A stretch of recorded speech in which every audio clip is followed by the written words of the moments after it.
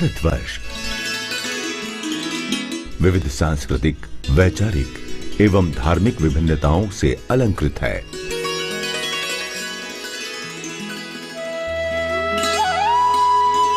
जहां प्राकृतिक विविधताओं ने इसे विचित्र श्रृंगार से अभिभूत कर दिया है। ये धरा प्राचीन काल से अनेक संत, महात्मा, ऋषि मुनियों से सेवित होने के कारण परम पवित्र है। अनादि वैदिक सनातन धर्म का मूल इसी पवित्र धराधाम में विकसित तथा अनेक धाराओं से युक्त होकर संपूर्ण मानव सभ्यता को सिंचित कर रहा है। अनादि वैदिक सनातन धर्म की इन अजस्र धाराओं में वैष्णव चतुः संप्रदाय प्रमुख है। वैष्णव चतुः संप्रदाय में भी आद्य जगत गुरु श्री सुदर्शन चक्रावतार श्री निम्बार्क भगवान द्वारा अनुप्राणित श्री निम्बार्क संप्रदाय अत्यंत प्राचीन है, जहां सुदीर्घ आचार्य परंपरा चली आ रही है। आद्याचार्य वर्य श्री निम्बार्क भगवान से लेकर रसिक राज राजेश्वर महावाणीकार श्री हरिव्यास देवाचार्य जी महाराज पर्यंत संपूर्ण आचार्यों की तपस्थली ब्रज भूमि और विशेषतः श्रीधाम वृंदावन रही है।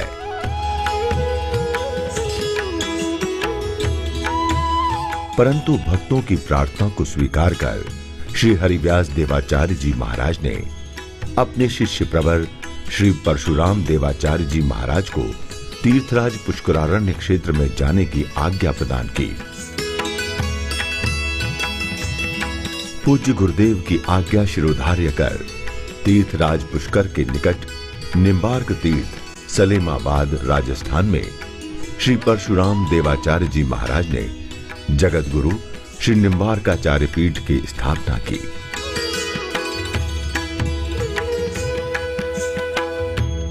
यही श्री निम्बार्क संप्रदाय का प्रधान आचार्य पीठ है, जहां श्री सनकादि द्वारा संसेवित भगवान श्री सर्वेश्वर गुज्जाफल सदृश सूक्ष्म शालग्राम विग्रह में विराजमान हैं। यहीं कवि श्री जयदेव द्वारा समाराधित भगवान श्री राधा माधव युगल स्वरूप में शोभायमान हैं। श्री सर्वेश्वर श्री राधा माधव प्रभु की उपासना आचार्य परंपरा की मुख्य निधि है। इस आचार्य परंपरा के 48वें आचार्य के रूप में अनंत श्री विभूषित जगत गुरु श्री निम्बार्काचार्य पीठाधीश्वर श्री राधा सर्वेश्वर शरण देवाचार्य श्री जी महाराज इस आचार्य पीठ को अलंकृत कर पूर्वाचार्यों द्वारा प्रदत्त परंपरा का अनुपालन करते हुए संप्रदाय के संरक्षण, संवर्धन तथा मानव मात्र के कल्याण के लिए सतत तपश्चर्यारत हैं। प्रातः स्मरणीय श्री आचार्य चरणों द्वारा युवाचार्य श्री श्याम शरणदेव जी महाराज को श्री निम्बार्काचार्य पीठ का उत्तराधिकार प्रदान कर आचार्य परंपरा तथा श्री निम्बार्क संप्रदाय का भविष्य सुरक्षित किया गया है। युवाचार्य श्री निम्बार्क संप्रदाय के संरक्षण, संवर्धन तथा अनादि वैदिक सनातन धर्म के प्रचार प्रसार में नित्य निरंतर प्रयत्नशील रहते हैं।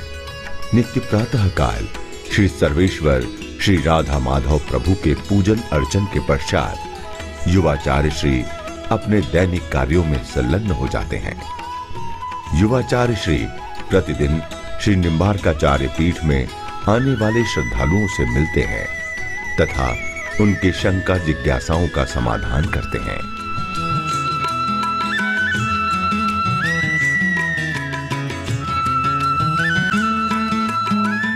आप श्री निम्बार्काचार्य पीठ द्वारा संचालित श्री सर्वेश्वर संस्कृत महाविद्यालय के छात्रों को धर्मशास्त्रों की शिक्षा प्रदान करते हैं।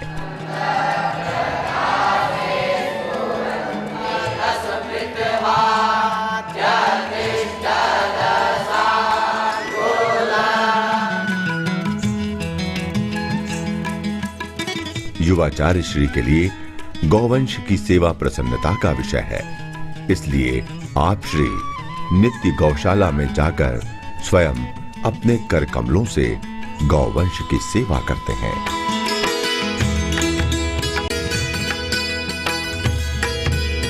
श्री निम्बार्काचार्य पीठ में अनेक पारमार्थिक संस्थाएं प्रचालित हैं।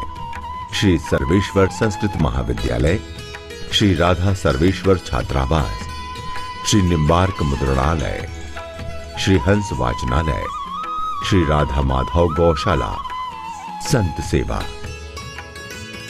इन सब का संचालन युवाचार्य श्री के देखरेख तथा संरक्षकत्व में होता है। मेरा जन्म स्थान निम्बार्क तीर्थ सलेमाबाद है।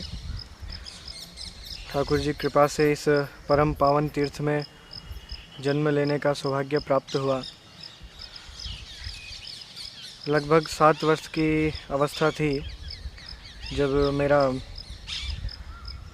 आचार्य पीठ में आचार्य श्री ने उत्तराधिकारी के रूप में चयन किया। तभी से मेरा अध्ययन आचार्य श्री के सानिध्य में अनेक विद्वानों के द्वारा एवं आचार्य श्री के द्वारा संपन्न हुआ।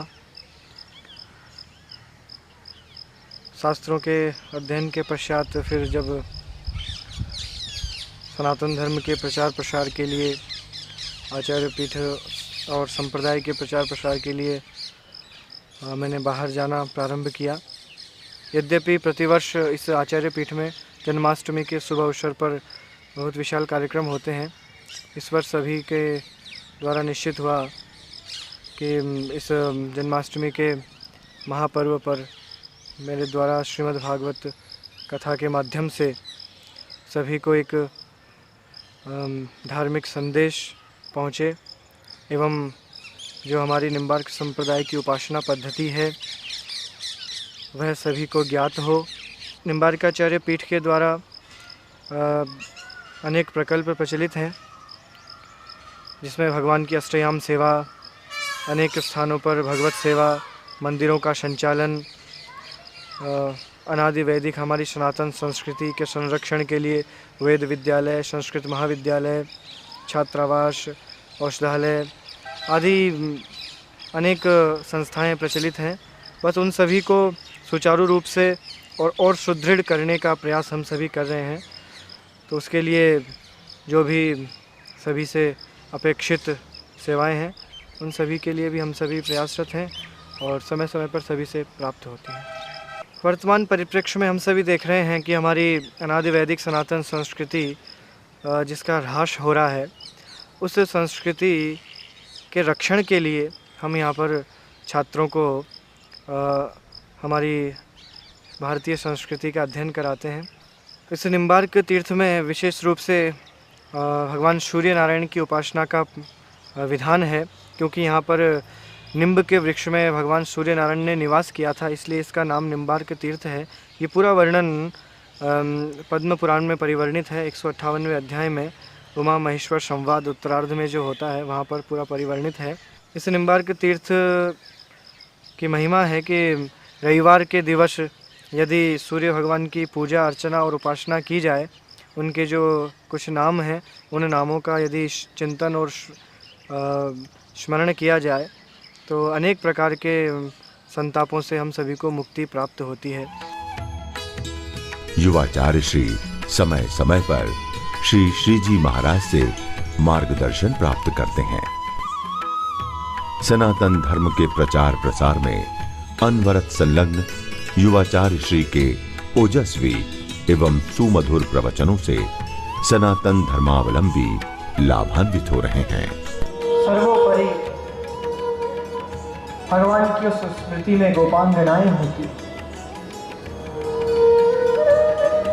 भगवान को उन्हीं की भक्ति सर्वप्रिय।